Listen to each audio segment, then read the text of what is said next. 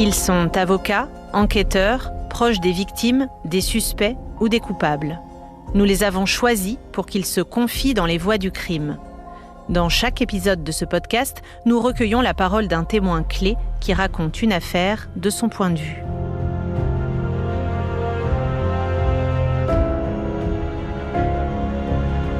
Je suis Plana Radenovic, journaliste au service police-justice de RTL, et dans cet épisode, j'ai choisi de revenir sur un féminicide survenu alors que notre société n'était pas encore acculturée aux notions qui sont au cœur des violences faites aux femmes, l'emprise et le contrôle coercitif.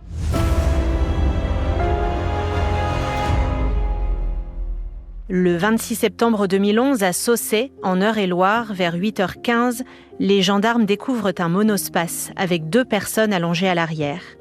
À gauche, un homme au visage brûlé, enroulé dans une couette blanche, immaculée.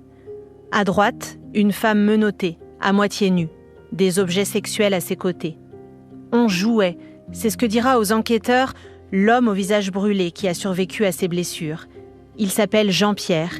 Il est âgé de 46 ans au moment des faits. Jean-Pierre est condamné en première instance, quelques années plus tard, à 25 ans de réclusion criminelle pour l'assassinat de sa femme. Elle s'appelle Eliane, c'est celle qui a été retrouvée menottée. Jean-Pierre clame son innocence, il dit que c'est un accident. En appel, sa peine sera réduite à 20 ans. La justice l'a reconnu coupable d'avoir volontairement incendié le monospace avec sa femme à l'intérieur. La voix du crime de cet épisode, c'est l'ancienne ministre à l'égalité femmes-hommes, Isabelle Rome. Elle est aussi magistrate. C'est elle qui présidait l'audience à la cour d'appel de Versailles en avril 2018. Cette affaire l'a tant marquée qu'elle en a écrit un livre, « Jouer ou tuer », aux éditions Michalon, dans la collection Polar Réel que je dirige. Bonjour Isabelle Rome. Bonjour Plana Radenovic. La première fois que vous rencontrez Jean-Pierre, c'est avant de le juger, lors de ce qu'on appelle l'interrogatoire préalable. Vous pouvez nous raconter cette scène ? Cet interrogatoire est un interrogatoire très bref qui précède les procès d'assises et qui se déroule environ entre 15 jours et 1 mois avant le procès, et au cours duquel donc la présidente ou le président de la cour d'assises doit vérifier que le procès est bien en ordre de marche, vérifie bien l'identité de l'accusé, et vérifie surtout s'il a un avocat pour assurer sa défense, et puis aussi s'il a des problèmes de santé éventuels pour qu'un traitement puisse éventuellement être apporté à l'audience si c'est le cas. Et donc, j'ai rencontré donc Jean-Pierre dans ce cadre-là, dans une petite salle à la lumière blafarde à côté donc de la cour d'assises. J'ai le souvenir d'un homme, somme toute assez banal, qui répondait par oui ou par non. Ce fut un échange bref. Je n'ai pas le souvenir d'avoir vu des traces de brûlure, alors que je pense qu'il en avait forcément, parce que on sait qu'il a été brûlé dans ces faits à 65 degrés. Mais voilà, peut-être c'est ma conscience qui n'a pas vu ça, mais en tout cas, moi, je ne les ai pas vus. Et donc, en fait, voilà, c'était un entretien extrêmement formel. Donc, on arrive à l'audience quelques semaines plus tard, la première journée. On va se tourner vers l'accusé et le fameux accusé levez-vous. Vous demandez à Jean-Pierre sa position sur les faits. Est-ce que vous vous souvenez de ce qu'il vous dit ? Alors donc, après avoir lu la synthèse des faits que j'ai moi-même rédigée, donc je lui demande s'il reconnaît les faits. Et pour lui, en fait, il continue de dire, puisque c'est déjà ce qu'il disait en première instance, qu'il n'a pas voulu tuer volontairement Eliane, que c'est un accident. Et il me dit, ce qu'il a dit déjà aux gendarmes lorsqu'ils l'ont découvert allongé à côté d'Eliane, on jouait. Comment vous expliquez cette ligne de défense-là ? C'est d'abord une manière de se déculpabiliser, parce qu'un homicide involontaire, ça passe pas devant une cour d'assises, ça peut être jugé devant un tribunal correctionnel, mais les peines encourues ne sont pas les mêmes. Donc c'est bien sûr une manière de se déculpabiliser. Et quelque part, ça fait partie de la stratégie du contrôle coercitif sur laquelle je reviendrai. C'est-à-dire que, en fait, il continue de dévaloriser la victime en faisant cela. Et j'insiste sur le fait, parce que ce qu'on ne percevait pas à l'époque, c'est que les pratiques sexuelles imposées, ça fait partie du processus qu'il peut y avoir dans un couple de contrôle coercitif, de domination de l'un sur l'autre. Je l'ai vu aussi lorsque j'étais juge d'instruction, par exemple, des hommes qui demandent à leur conjointe d'avoir des relations avec des autres hommes. Mais en général, c'est extrêmement douloureux chez les femmes, mais qui acceptent ça parce qu'elles sont sous la coupe de leur conjoint. Et là, quelque part, on a vu aussi après que l'histoire des jeux sexuels, c'est vrai qu'il avait commandé des objets sexuels, mais elle avait dit à sa sœur que ça lui plaisait pas et qu'il était quand même hyper obsédé, voilà, par le sexe, voilà. Et donc, en faisant ça, il continue cette stratégie finalement de dévalorisation de la victime. Et à cette époque-là, je dis bien, on ne connaît pas toutes ces notions de contrôle coercitif. Et quelque part, le fait qu'il y ait objet sexuel, jeu, etc., ça provoque presque une curiosité malsaine de la presse, parce que, en fait, vous voyez bien, quoi, c'est une affaire de jeu qui a mal tourné. Mais non, c'était pas ça. Et si on n'avait pas eu des constatations matérielles et des expertises qui démontrent l'explication, des faits dans leur matérialité, je pense que ça aurait été certainement plus compliqué justement de le juger parce que les autres symptômes sur lesquels je reviendrai qui relèvent du contrôle coercitif, on les avait pas identifiés à l'époque. Et c'est moi, seulement quelques années plus tard, en relisant le dossier, parce que j'avais bien senti qu'il y avait quelque chose qui n'était pas sain. Enfin, vous voyez. Et là, je me suis dit, mais il y a tout ça, il y a tout ça, il y a tout ça. Et bien oui, on est dans un cas de contrôle coercitif qui a fabriqué un féminicide.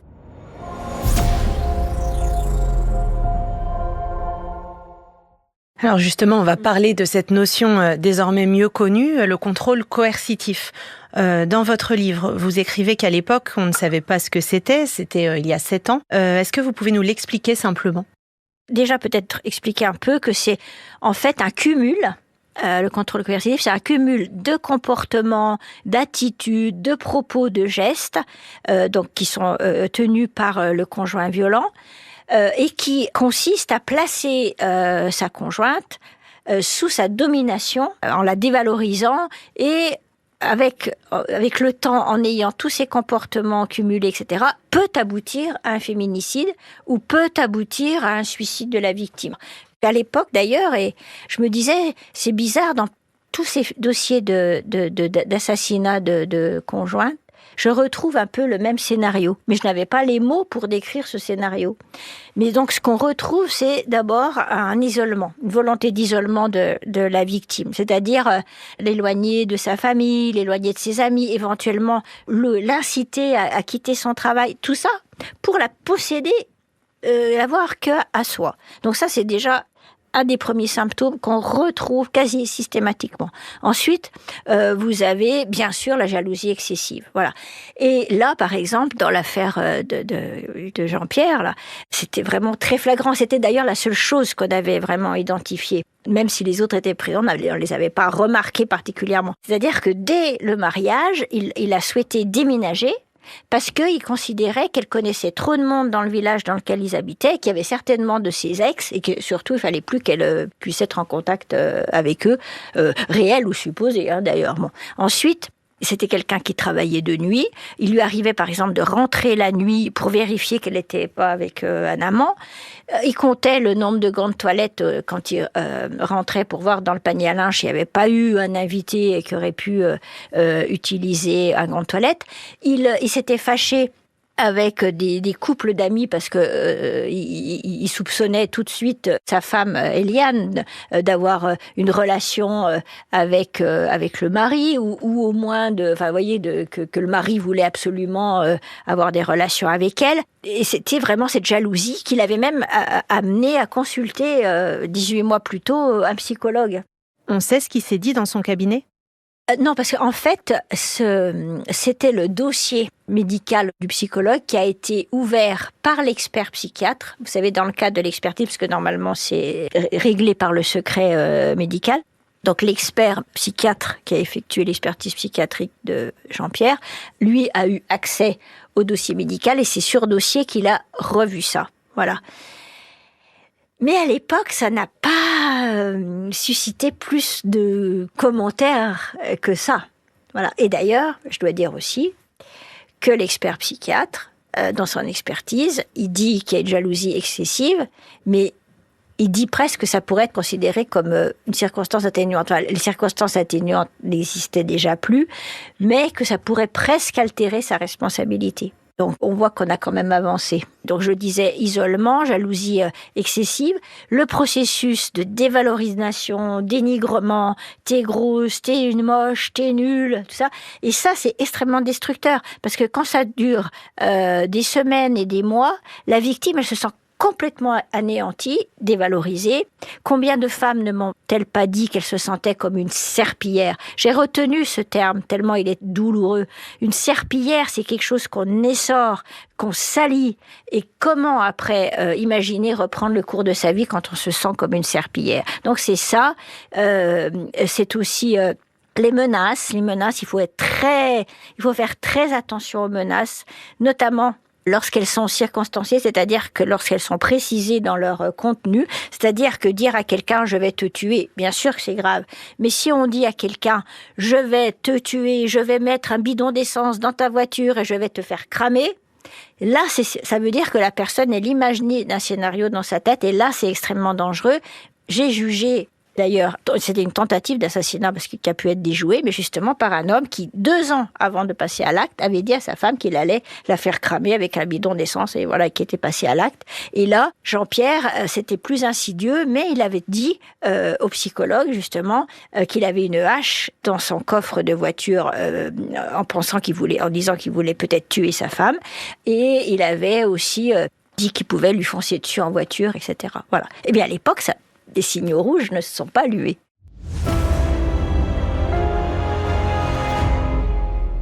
Alors, on va parler d'Éliane. Vous écrivez à quel point c'est important pour vous de projeter son portrait en salle d'audience. Pourquoi ? Et pouvez-vous, nous parler d'elle ? Oui, je trouve que dans ces procès, les féminicides où les victimes ne sont plus là, elles n'ont pas beaucoup de place et on ne sait quasiment rien d'elles ou on ne parle d'elles que par rapport à la relation qu'elles avaient avec la personne qui les a tuées. Et c'est pour ça que je trouve important de montrer leurs photos et puis aussi de faire parler d'elles à des témoins. Par exemple, là, c'était ses sœurs ou tout ça, mais pas seulement justement par rapport aux faits ou par rapport au comportement du conjoint, mais par exemple, on sait que Éliane, c'était une mère qui était dévouée parce qu'elle avait 6 enfants et que sa vie, c'était ses enfants, que c'était une femme courageuse, que c'était une femme honnête. Et ça, c'est important de lui redonner en quelque sorte vie. C'est pour ça que j'étais un peu triste de voir qu'il n'y avait qu'une photo d'Éliane dans ce dossier. Et d'ailleurs, moi-même, je me rappelle l'avoir recherchée. Elle est comment, cette photo d'Éliane ?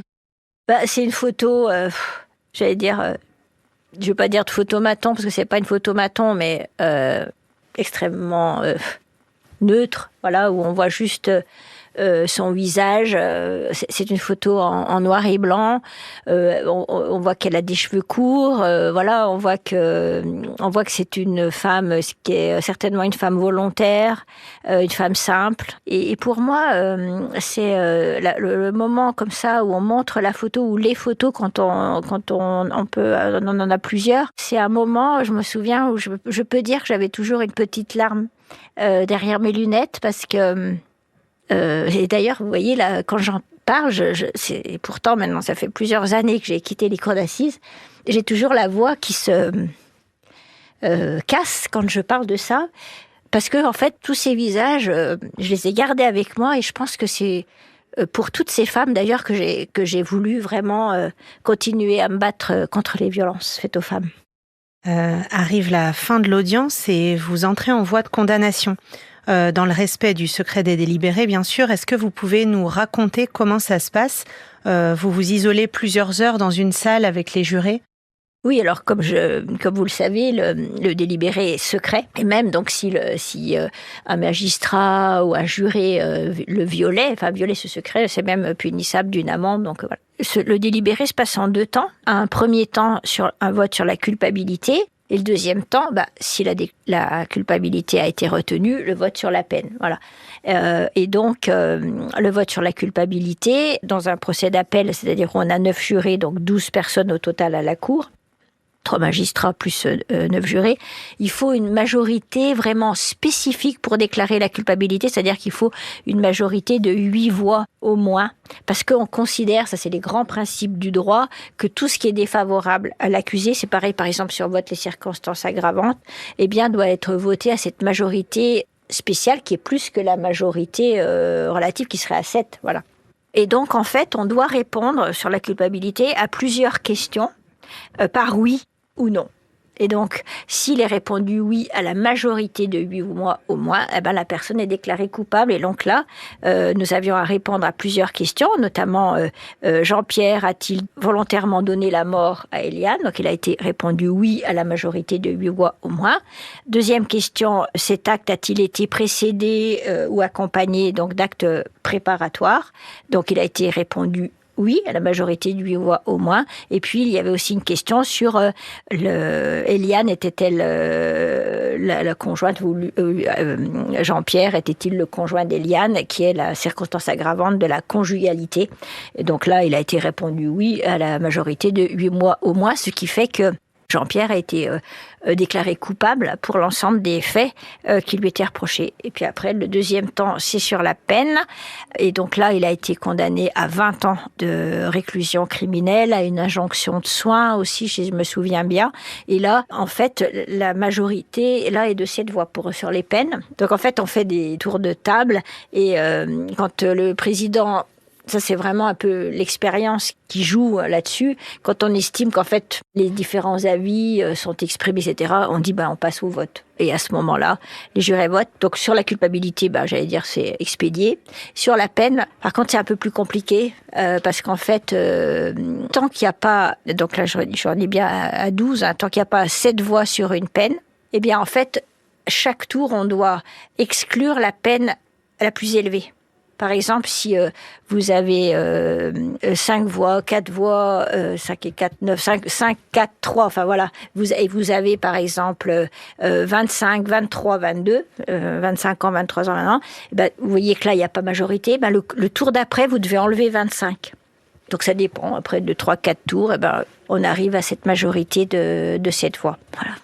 Et vous devez motiver, ça veut dire expliquer votre décision sur la culpabilité. Quels sont les éléments qui vous ont convaincu, sachant que Jean-Pierre clame son innocence ? De mes souvenirs, il y a à peu près une dizaine de motifs qui ont été retenus. D'ailleurs, je précise que c'est une exigence qui est assez récente, en fait. Assez récente, c'est vrai que c'est... Moi, j'ai plutôt beaucoup d'ancienneté, mais ça date des années, effectivement, 2010, 2011. Voilà, cette obligation de motiver sur la culpabilité à l'époque et aussi de motiver sur la peine. Voilà. Et en fait, c'est très important, je trouve, démocratiquement, parce que justement, ça permet de savoir exactement pourquoi on accuse quelqu'un et on n'est pas dans l'arbitraire comme ça. Voilà. Et donc là, ce qui a été retenu, c'est surtout justement des considérations d'ordre matériel. Par exemple, le fait que sa thèse ne tenait pas, quoi, et notamment sur les actes préparatoires. Il avait changé la configuration du monospace, il avait enlevé la veille la banquette arrière du véhicule, il avait mis ce fameux bidon d'essence alors qu'il n'y avait pas de raison de mettre un bidon d'essence, et puis surtout ce bidon d'essence, il avait un coup de cutter. Donc ce qui montrait bien que l'essence, elle s'était pas... Parce que lui, en fait, c'était de dire qu'il avait allumé une cigarette et que le feu était parti comme ça. Sauf qu'en fait, là, il y avait un coup de cutter, donc l'essence, elle est pas partie comme ça. Voilà. Et puis, on avait quand même retenu la jalousie excessive, mais c'est le seul élément qu'on ait retenu, alors que, comme je vous le disais, il y avait plusieurs choses qui pouvaient aussi montrer qu'il y avait un véritable contrôle coercitif et que ce contrôle coercitif était aussi un peu cette antichambre du féminicide, en fait. Est-ce que vous vous souvenez comment il a accueilli sa condamnation, comment il a réagi ? Je pense que c'était un homme qui parlait peu et qui réagissait peu. Donc, je pense que j'ai pas le souvenir d'une réaction particulière. Et les enfants ? Ils étaient, me semble-t-il, assez soulagés. de voir la peine, la décision prononcée, mais pas non plus de manifestation d'émotions particulières.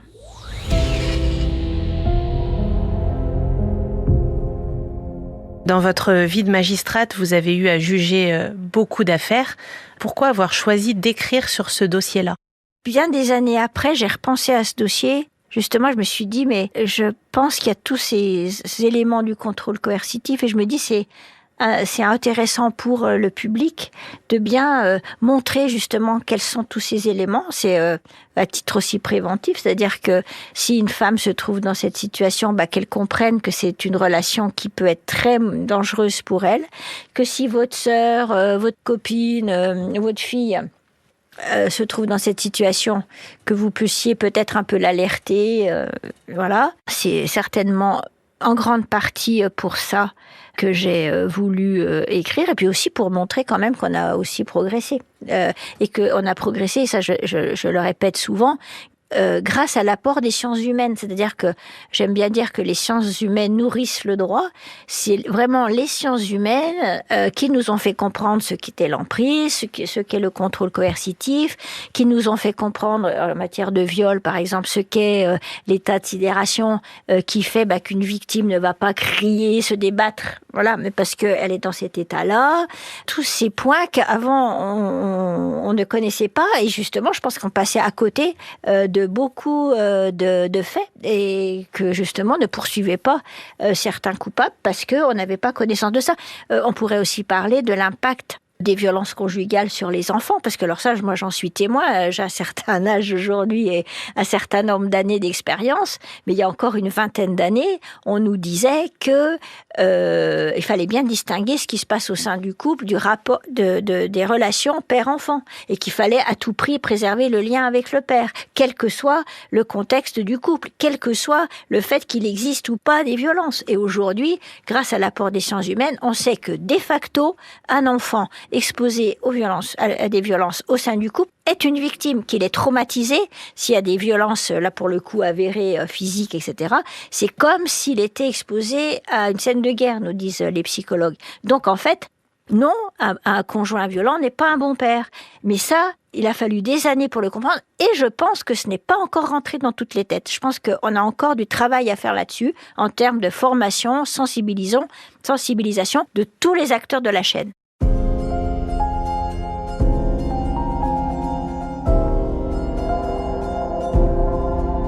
Merci d'avoir écouté Les Voix du crime avec Isabelle Rome, magistrate et ex-ministre à l'égalité entre les femmes et les hommes. Merci à Maïwenn Le Corollaire Richard pour la préparation, à Étienne Villan pour la réalisation et à Marisa Fimei pour la coordination. Vous pouvez retrouver cet épisode et tous les précédents sur l'application RTL, rtl.fr et toutes nos plateformes partenaires. Et si vous aimez Les Voix du crime, n'hésitez pas à nous le faire savoir en nous laissant une note et un commentaire. À très bientôt.